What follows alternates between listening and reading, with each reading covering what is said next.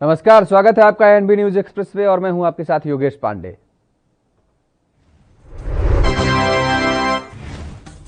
और अब सागर से उठे चक्रवाती तूफान तौकते को लेकर कई राज्यों में अलर्ट जारी हो गया है। इस बीच चक्रवात पर तैयारियों को लेकर गृह मंत्री अमित शाह ने आज समीक्षा बैठक की, जिसमें गुजरात, महाराष्ट्र, दमन, दीव और दादर नगर हवेली राज्यों और केंद्र शासित प्रदेशों के अधिकारी शामिल हुए। गृह मंत्री ने चक्रवात प्रभावित राज्यों को पावर बैकअप की समुचित व्यवस्था के निर्देश भी दिए।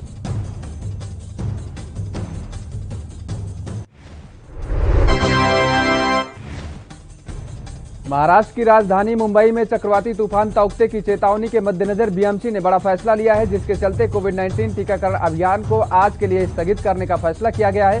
बीएमसी ने इस बात की जानकारी दी, जिसके मुताबिक मुंबई में 16 मई को टीकाकरण अभियान स्थगित रहेगा। बता दें कि चक्रवाती तूफान तौकते के मद्देनजर एहतियात के तौर पर टीकाकरण अभियान को रोकने का फैसला लिया गया है और अब सोमवार को भी कैंसिल होगा। कांग्रेस के पूर्व अध्यक्ष राहुल गांधी ने कोरोना वैक्सीन को विदेश भेजने के सवाल उठाने वाले पोस्टर को लेकर सरकार को खुली चुनौती दी है। राहुल गांधी ने ट्वीट कर कहा है कि मुझे भी गिरफ्तार करो। दिल्ली में इस तरह के पोस्टर लगाए जाने को लेकर बता दें कि दिल्ली पुलिस ने अलग अलग इलाकों से 17 एफआईआर दर्ज कर 15 लोगों को गिरफ्तार किया था।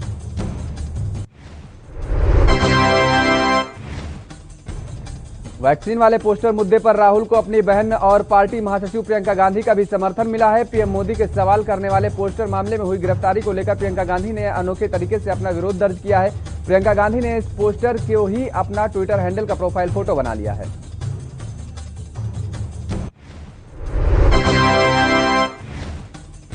राष्ट्रीय राजधानी दिल्ली में कोविड के मामलों में रिकॉर्ड कमी देखने को मिली है। पिछले 24 घंटे में कोरोना वायरस के 6,456 नए कोविड केस दर्ज किए गए हैं और 262 मौतें दर्ज की गई हैं, जबकि पॉजिटिविटी रेट 10.40% तक गिर गई है। यहां तक कि मुख्यमंत्री अरविंद केजरीवाल ने कहा है कि दिल्ली में मामले धीरे और लगातार कम हो रहे हैं।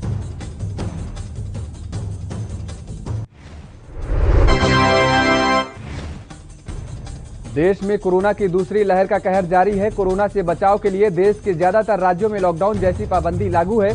सरकार ने शहर से सटे ग्रामीण इलाकों में कोविड संक्रमण को फैलने से रोकने के लिए नए दिशा निर्देश जारी किए हैं। सरकार ने शहरी क्षेत्रों से सटे इलाकों और ग्रामीण इलाकों में जहां घर पर क्वारंटाइन संभव नहीं है, वहां दूसरी बीमारियों से ग्रसित बिना लक्षण वाले या हल्के लक्षण वाले मरीजों के लिए न्यूनतम 30 बिस्तर वाले कोविड देखभाल केंद्र बनाने की सलाह दी है। कोरोना के असर को कम करने के लिए केंद्र सरकार ने राज्यों को मुफ्त में टीका देने का अभियान शुरू कर दिया है और स्वास्थ्य मंत्रालय से मिले आंकड़ों के अनुसार केंद्र सरकार ने अब तक 20 करोड़ से अधिक टीके राज्यों को निःशुल्क मुहैया कराए हैं। अगले 3 दिनों में लगभग 51 लाख टीके और दिए जाएंगे। राज्यों के पास अभी भी 1.84 करोड़ से ज्यादा टीके मौजूद हैं, जिन्हें वितरण किया जाना बाकी है। केरल में भी कोरोना वायरस से ठीक हुए मरीजों में ब्लैक फंगस इंफेक्शन का मामला सामने आया है। सीएम पिनराई विजयन ने इस बात की जानकारी दी है। उन्होंने कहा, महाराष्ट्र और गुजरात में पाए जाने वाले इंफेक्शन म्यूकोरमिकोसिस के कुछ उदाहरण यहां भी सामने आए हैं। स्वास्थ्य विभाग ने मरीजों के सैंपल लिए हैं और टेस्ट किए जा रहे हैं।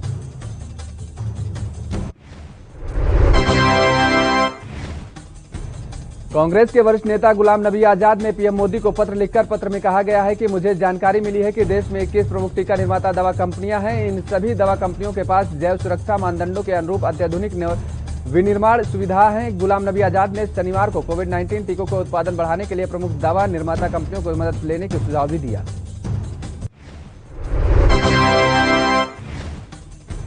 मुख्यमंत्री एमके स्टालिन ने कहा है कि तमिलनाडु में कोविड के मरीजों के उपचार में इस्तेमाल होने वाली दवा रेमडेसिविर की जमाखोरी करने वालों के खिलाफ सख्त गुंडा एक्ट अधिनियम के तहत कार्रवाई की जाएगी। सीएम ने कहा कि यह एक्शन ज्यादा कीमत पर ऑक्सीजन सिलेंडर बेचने वालों पर भी लिया जाएगा।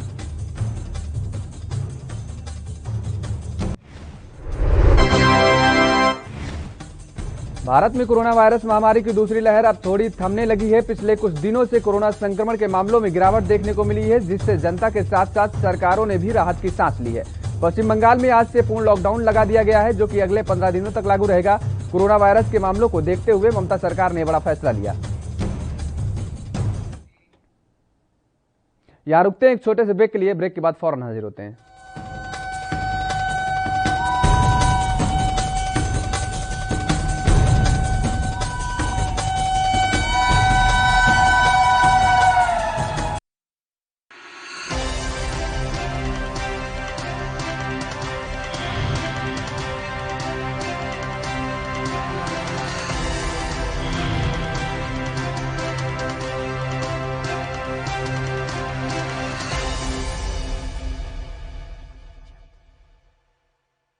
कोविड वैक्सीन बिल्कुल सुरक्षित है ਅਤੇ ਤੁਹਾਡੀ ਜਾਨ ਬਚਾ ਸਕਦੀ ਹੈ। टीका लगाओ परिवार बचाओ। पंजाब सरकार ਵੱਲੋਂ जनहित ਵਿੱਚ जारी।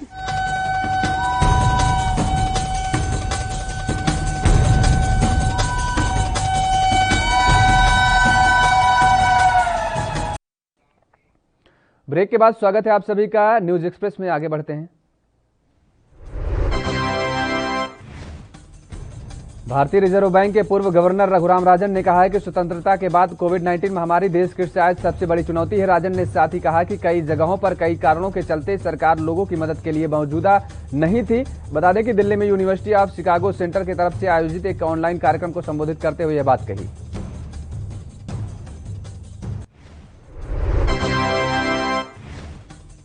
राज्यों में चक्रवाती तूफान तौकते को अलर्ट जारी कर दिया गया है। बताया जा रहा है कि अरब सागर में बन रहे साइक्लोन भीषण चक्रवाती तूफान में बदल गया है। वहीं लोगों को सुरक्षित रखने के लिए भी तैयारी शुरू कर दी गई है। प्रधानमंत्री नरेंद्र मोदी ने चक्रवात तौकते को लेकर तैयारियों की समीक्षा के लिए उच्च स्तरीय एक बैठक भी की।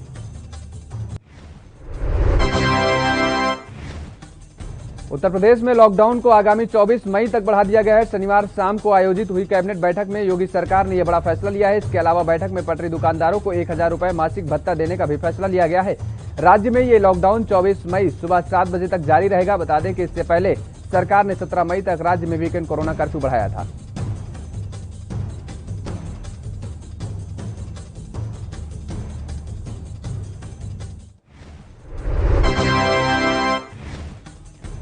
हरियाणा के सिरसा जिले में ब्लैक फंगस के 7 मरीजों की पुष्टि हुई है, जिसके बाद से 3 फतेहाबाद के और 3 सिरसा के हैं और 1 मरीज राजस्थान का है। सीएमओ मनीष बंसल ने बताया है कि 6 मरीज निजी अस्पताल में हैं और 7वां छुट्टी लेकर घर जा चुका है। फतेहाबाद के 1 मरीज का इंफेक्शन के कारण तालू काटना भी पड़ा है।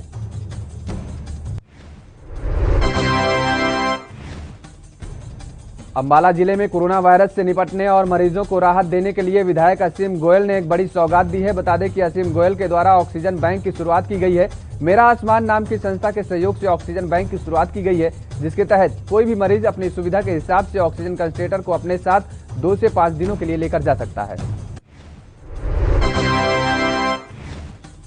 कोरोना वायरस की चपेट में पूरा देश आ गया है और इससे बचने का एकमात्र उपाय है वो भी है वैक्सीन। भारत में अब वैक्सीन का काम तेज कर दिया गया है। जागरूक नागरिक की तरह बॉलीवुड स्टार भी कोरोना वैक्सीन ले रहे हैं। कुछ ने तो अपनी सेकंड डोज भी लगवा ली है। अब इसी में बिग बी अमिताभ बच्चन का भी नाम शामिल हो गया है। शनिवार को अमिताभ बच्चन ने कोरोना की दूसरी डोज ली है।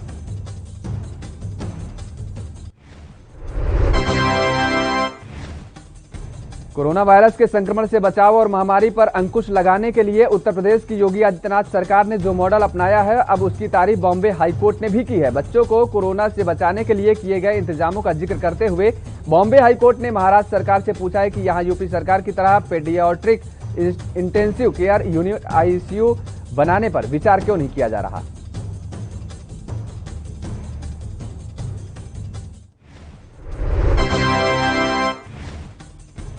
केंद्रीय शिक्षा मंत्री रमेश पोखरियाल निशंक 17 मई को कोविड-19 की स्थिति, ऑनलाइन शिक्षा और राष्ट्रीय शिक्षा नीति के कार्यान्वयन की समीक्षा के लिए सभी राज्य शिक्षा सचिवों के साथ वर्चुअल बैठक करेंगे।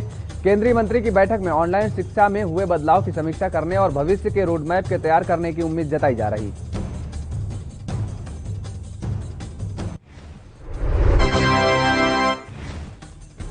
गोवा की सरकार ने इस बात से इनकार किया है कि जीएमसीएच ने ऑक्सीजन की कमी की वजह से मरीजों की मौत हुई है। सरकार ने कहा है कि ऑक्सीजन की कमी और मौत दोनों को आपस में नहीं जोड़ा जा सकता है। इसके साथ ही राज्य के सीएम प्रमोद सावंत ने ऐलान किया है कि गोवा के सभी प्राइवेट अस्पतालों में कोरोना का इलाज अब मुफ्त में उपलब्ध कराया जाएगा।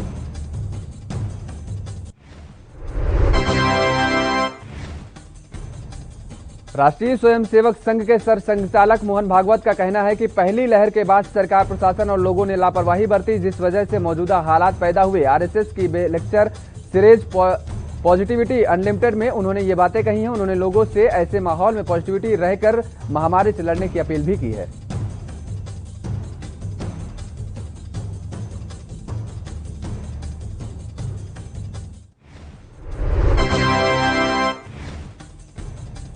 उत्तर प्रदेश के मुरादाबाद के ताड़ीखाना इलाके के गुरुद्वारा गुरु सिंह सभा में खालसा एंड इंडिया टीम की तरफ से 10 ऑक्सीजन कंसंट्रेटर भेजे गए हैं। हर जरूरतमंद को ये कंस्ट्रेटर दिए जाएंगे। ये सेवा गुरुद्वारा कमेटी द्वारा बिल्कुल फ्री में रखी गई है।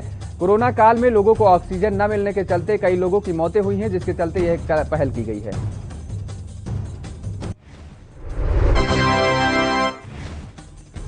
कोरोना का कहर लगातार पूरे पंजाब के अंदर तेजी से साथ फैल रहा है। पंजाब सरकार और स्वास्थ्य विभाग की तरफ से भी इसके रोकथाम के लिए अलग अलग उपाय किए जा रहे हैं। वहीं श्री मुक्तसर साहब के नजदीकी गांव बरीवाला में कई लोग कोरोना पॉजिटिव पाए गए हैं। स्वास्थ्य विभाग की तरफ से बरीवाला वार्ड नंबर 1 को माइक्रो कंटेनमेंट घोषित कर दिया गया है, जिससे चलते कोरोना पॉजिटिव मरीजों को घरों में आइसोलेट कर दिया गया है। मध्य प्रदेश के पूर्व मुख्यमंत्री दिग्विजय सिंह हमेशा अपने बयानों को लेकर के सुर्खियों में रहते हैं। वहीं इस बार पीएम मोदी की तस्वीर को लेकर बड़ा बयान दिया है, जिसे लेकर सियासी गलियारों में खलबली मच गई है। दरअसल पूर्व सीएम दिग्विजय सिंह ने कोरोना से मरने वालों के डेथ सर्टिफिकेट को लेकर बयान दिया है। दिग्विजय सिंह ने ट्वीट पर लिखा है कि पीएम मोदी की तस्वीर कोरोना से मरने वालों के डेथ सर्टिफिकेट के पर भी लगनी चाहिए।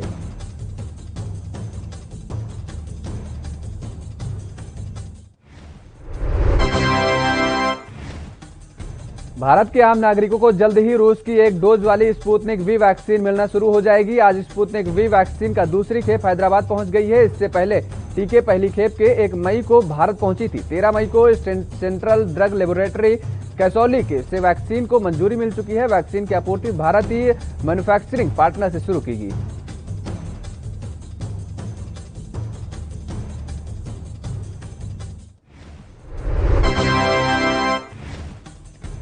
उत्तर प्रदेश में 20 मई के बाद से बेसिक शिक्षा को छोड़कर अन्य सभी स्तर के शिक्षण संस्थानों में 20 मई 2021 से ऑनलाइन क्लासेस शुरू होने जा रही हैं। मुख्यमंत्री योगी आदित्यनाथ की अध्यक्षता मंत्रिमंडल की वर्चुअल बैठक में यह अहम फैसले लिए गए हैं। इसके अलावा बेसिक शिक्षा को छोड़कर अन्य सभी स्तर के शिक्षण संस्थाओं ने ऑनलाइन क्लासेस पर लगी पाबंदी 20 मई से खत्म होगी।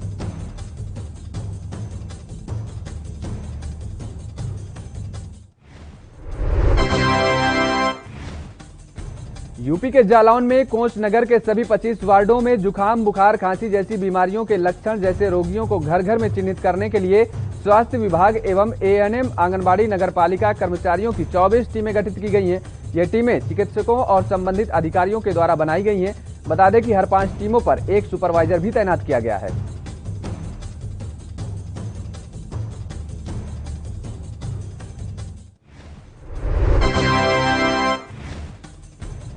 आदिवासी अंचल पहाड़गढ़ के बलालपुर में बुखार से लोग बीमार थे, जिसकी दवा देने गई स्वास्थ्य विभाग की टीम पर ग्रामीण महिलाओं ने हमला बोल दिया। पहाड़गढ़ विकासखंड के बलालपुर गांव में रहने वाले 20 से अधिक परिवार ऐसे हैं जहां कई लोग सर्दी बुखार से पीड़ित हैं।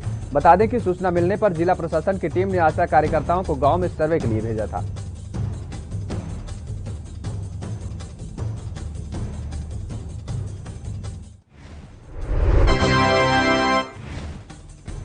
कोरोना के बढ़ते मामलों के बीच आज प्रधानमंत्री नरेंद्र मोदी ने छत्तीसगढ़ के मुख्यमंत्री भूपेश बघेल से फोन पर चर्चा की। प्रधानमंत्री ने इस दौरान राज्य में कोरोना की स्थिति, नियंत्रण की कोशिशें और वैक्सीनेशन की जानकारी ली।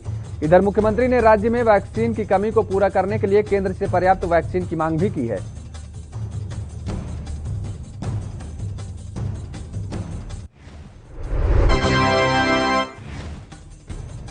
छत्तीसगढ़ में बीते 10 मई से शराब की होम डिलीवरी की जा रही है। अब स्थिति ये है कि 3-4 दिनों की देरी के बाद भी लोगों को शराब नहीं मिल पा रही है, जबकि 4 से 5 घंटे में डिलीवरी का वादा किया गया था। अब दुकानों के बाहर लोगों की भीड़ जुट रही है। शराब को ऑनलाइन सिस्टम अव्यवस्था की वजह से लाइन सिस्टम में तब्दील हो चुका है।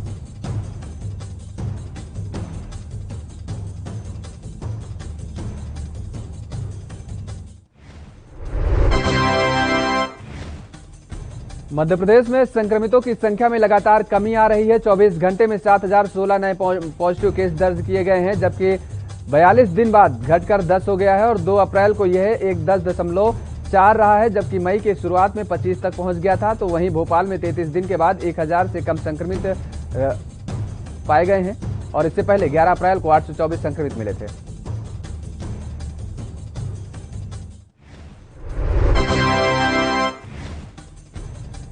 तेजी से बढ़ रहे पेट्रोल डीजल के रेट में एक दिन के ब्रेक के बाद आज फिर से सरकारी तेल कंपनियों ने दोनों ईंधन की दाम में बढ़ोतरी की है। पेट्रोल डीजल के दाम आज रिकॉर्ड ऊंचाई पर हैं। राजस्थान के श्रीगंगानगर, मध्य प्रदेश के इंदौर, भोपाल और महाराष्ट्र के पणजी में पेट्रोल 100 के पार चला गया है। वहीं दिल्ली में पेट्रोल 24 पैसे प्रति लीटर बढ़कर 5.8 रुपए प्रति लीटर चला गया है, जबकि डीजल भी 27 पैसे बढ़कर के 83 रुपए 22 पैसे पर चला गया। यूपी के कानपुर में एक पिता ने अपनी बेटी की प्रेम संबंधों से खफा होकर बेटी और उसके प्रेमी को सरेआम मौत के घाट उतार दिया है। लड़की के पिता ने दोनों को कुल्हाड़ी से काटकर हत्या कर डाली है और मौके से फरार हो गया। तो वहां हत्या की सूचना पर प्रशासन मौके पर पहुंचा, हत्यारों की तलाश कर रही है। बिल्कुल पंजाब के मुख्यमंत्री कैप्टन अमरिंदर सिंह के खिलाफ लगातार हमलावर हुए विधायक नवजोत सिंह सिद्धू और उनके करीबियों पर शिकंजा कसने की तैयारी कर ली गई है। दरअसल पंजाब विजिलेंस ब्यूरो ने भ्रष्टाचार के उन मामलों में फाइल खोली है जो कथित तौर पर नवजोत सिद्धू के स्थानीय निकाय विभाग के मंत्री पद पर रहने के दौरान हुए थे।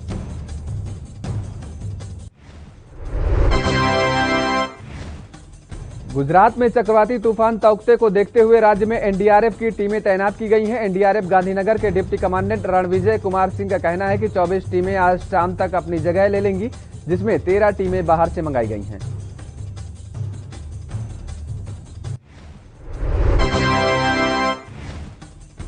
यूपी कांग्रेस प्रदेश अध्यक्ष अजय कुमार लल्लू ने कई मुद्दों को लेकर बीजेपी सरकार को घेरते हुए नजर आए। अजय कुमार लल्लू ने कहा है कि योगी सरकार सो रही है, गांव में कोरोना फैलते चले जा रहे हैं और सीएम सिर्फ दौरे कर रहे हैं, वहीं कोरोना आंकड़े थमने का नाम नहीं ले रहे हैं।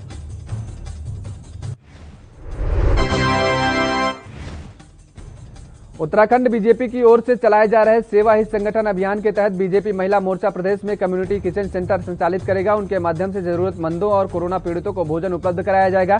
बीजेपी के प्रदेश अध्यक्ष मदन कौशिक ने शनिवार को हुई वर्चुअल बैठक में महिला मोर्चा पदाधिकारियों को इस संबंध में निर्देश दिए।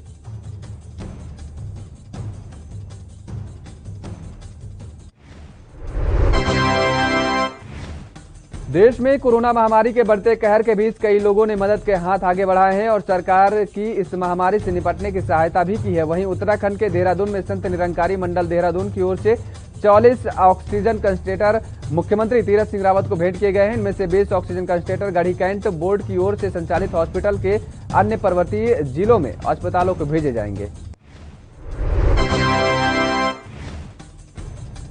पूरे देश में कोरोना महामारी का खतरनाक दौर चल रहा है। इस दौर लोगों को इम्यूनिटी पर खासा सवाल उठ रहे हैं। ऐसे दौर में इम्यून सिस्टम को तेज करने वाली दवाओं का क्रेज बढ़ गया है।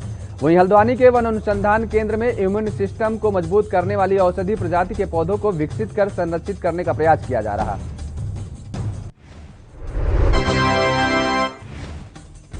इजरायल और फिलिस्तीन के बीच खूनी संघर्ष जारी है। इसी बीच अमेरिका के राष्ट्रपति जो बाइडेन ने इजरायल के प्रधानमंत्री बेंजामिन नेतन्याहू के साथ एक कॉल पर नागरिक हताहतों और पत्रकार की सुरक्षा के बारे में चिंता जताई है।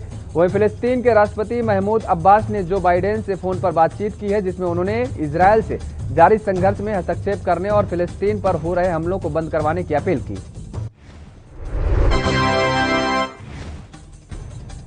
इजरायल और हमास के बीच पिछले 7 दिनों से जारी जंग में रविवार शाम तक 183 लोगों की मौत हो चुकी है। इसमें 47 बच्चे शामिल हैं। मरने वालों में 10 इजरायली और बाकी 174 फिलिस्तीनी हैं।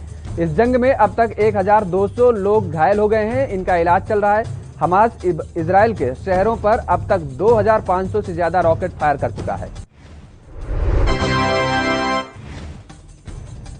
दुनिया भर में कोरोना महामारी का हॉट स्पॉट रहा यूरोप अब सावधानी के साथ न्यू नॉर्मल की तरफ कदम बढ़ा रहा है। इन देशों में जैसे जैसे टीकाकरण रफ्तार पकड़ रहा है, वैसे वैसे महामारी फैलने की रफ्तार भी धीमी होती जा रही है। कई देश घूमने फिरने पर लागू प्रतिबंधों को हटा रहे हैं। ब्रिटेन सरकार की योजना 17 मई से पूरी तरह अनलॉक करने की है।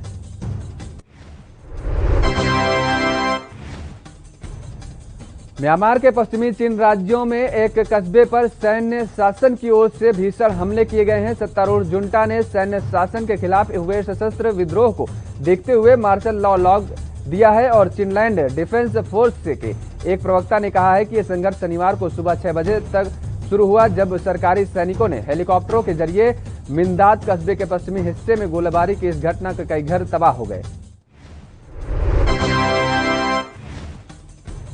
अमेरिका ने कहा है कि उसने जलवायु परिवर्तन पर भारत से हाथ इसलिए मिलाया है ताकि वो 450 गीगावाट नवीनीकरण ऊर्जा उत्पादन का लक्ष्य हासिल करने में उसकी मदद कर सके।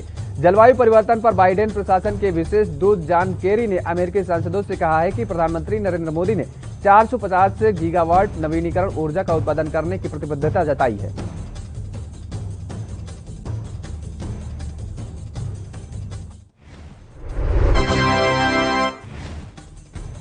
अफगानिस्तान से विदेशी सेनाओं की वापसी के बीच अफगान सरकार और तालिबान के बीच कतर के दोहा में फिर शांति वार्ता शुरू हो गई है। दोहा में दोनों पक्षों के बीच पहले भी कई चरणों में वार्ता हो चुकी है। अब फिर शांति के लिए नए सिरे से पहले शुरू की गई है। अफगान सरकार की शांति वार्ता में शामिल टीम ने ट्वीट कर इस बैठक की जानकारी दी है।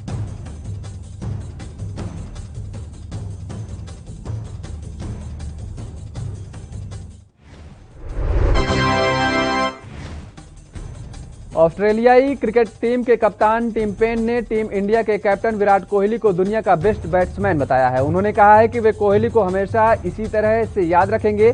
टीम पेन के ये बयान भारतीय टीम पर की गई उनकी बेतुकी टिप्पणी के बाद आया है, जिसमें उन्होंने भारतीय खिलाड़ियों को ध्यान भटकाने में माहिर जताया है और इसके बाद ट्रोल होने पर उन्होंने भारतीय क्रिकेट फैंस पर भी तंज कसे थे।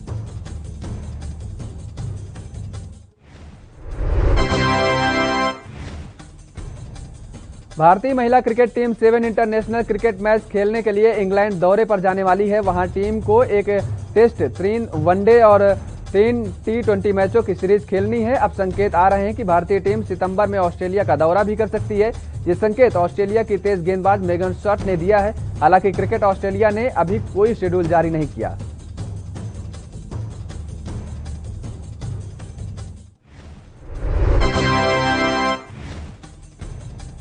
इटालियन ओपन के मेंस सिंगल्स इवेंट के फाइनल में दुनिया के नंबर 1 खिलाड़ी सर्बिया के नोवाक जोकोविच और स्पेन के राफेल नडाल आमने सामने होंगे। फैंस इसे अगले हफ्ते से शुरू हो रहे फ्रेंच ओपन के फाइनल से पहले का ड्रेस रिहर्सल मान रहे हैं। दोनों इससे पहले पिछली बार भी 2020 फ्रेंच ओपन के फाइनल में भिड़े थे। तब नडाल ने जोकोविच को हराकर 20वां ग्रैंड स्लैम जीता था। फ्रेंच ओपन पेरिस में 24 मई से 13 जून तक खेला जाना है। जापानी कंपनी राकुटेन ग्रुप के सीईओ और करोड़ों की संपत्ति के मालिक हिरोशी मिकितानी ने कहा है कि कोरोना के समय में टोक्यो ओलंपिक कराना सुसाइड मिशन है। उन्होंने एक इंटरव्यू के दौरान कहा है कि हम पहले ही वैक्सीनेशन को लेकर काफी देर कर चुके हैं। जापान में वैक्सीनेशन का दर बहुत धीमा है। ऐसे में अगर ओलंपिक जैसा बड़ा इवेंट होता है तो इससे खतरा बढ़ जाएगा।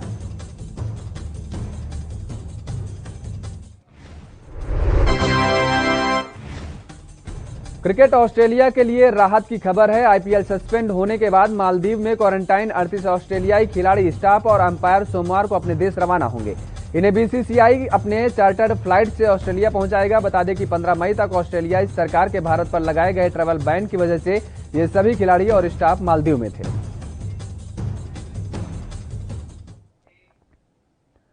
एएनबी न्यूज एक्सप्रेस में मेरे साथ फिलहाल इतना ही। खबरों के लिए आप बने रहिए एएनबी न्यूज के साथ।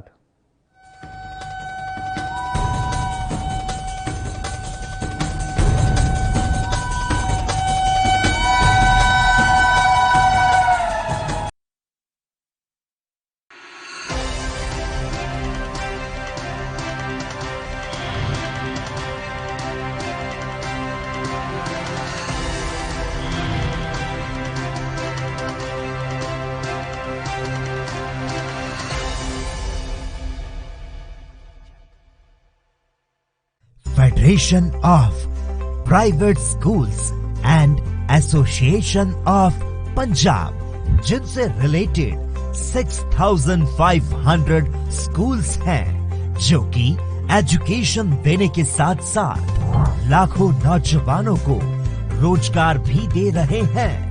प्राइवेट संस्थानों का योगदान शिक्षा के क्षेत्र में बहुत ही बड़ा है, लेकिन अब तक सरकार द्वारा इनको और इनमें काम करते प्रिंसिपल्स और टीचर्स को सम्मानित नहीं किया गया।